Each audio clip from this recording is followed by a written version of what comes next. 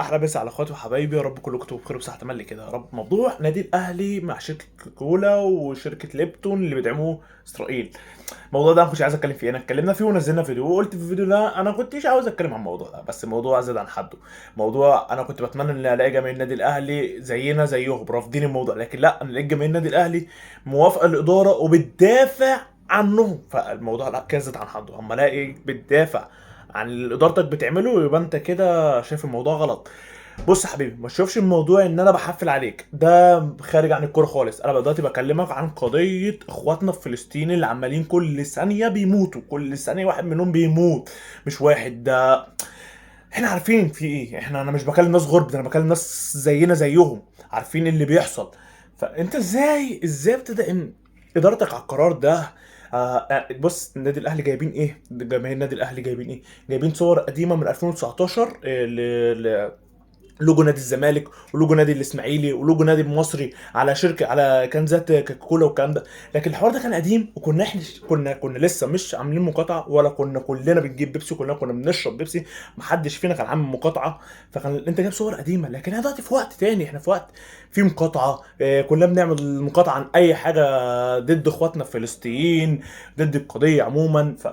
مش فاهم اقول لكم ايه. فانتوا بتتكلموا في ايه؟ انتوا ليه شايفين ان احنا بنحفل عليكم؟ احنا ما بنحفلش، او انا ماليش دعوه باللي بيحفل عليكم. كده احنا بنتكلم في قضيه انت المفروض تبقى فاهم اللي فيها بيحصل ايه، المفروض تبقى رافض اللي ادارتك بتعمله. ده اللي انا اقصده.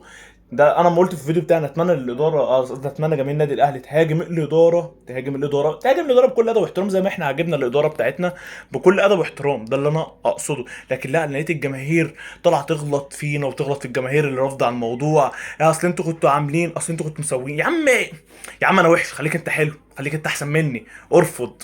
ما بقاش انا وحش وانت كمان وحش، يعني ما بقاش احنا الاتنين حد فينا يكون حلو يا جدع، حد فينا يكون حلو.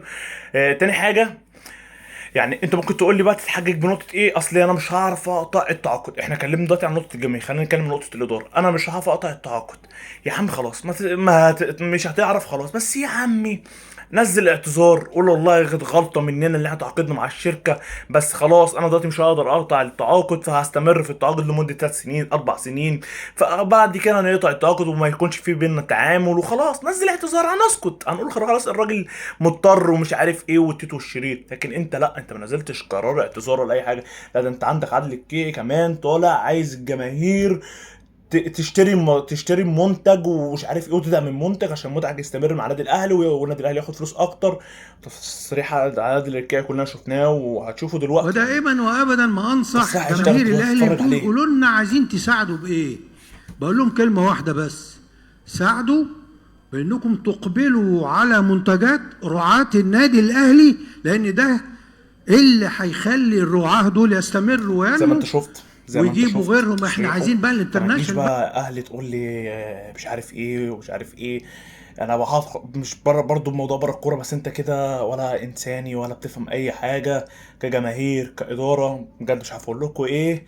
وده اخر مره هتكلم في الموضوع ده، انا مش هتكلم في الموضوع ده تاني. انا الموضوع ده مش شايفه مجرد ترند، انا شايف ناس كمية زملكاويه واهلاويه عمالين يتكلموا في الموضوع ده كتير عشان بس ياخدوا الترند، بس انا شايف الموضوع ده بجد هو مش ترند. بتتكلموا في قضيه، مش عارف اقول لكم ايه. بس ده كل الكلام اللي عندي وده كل الكلام اللي انا قلته.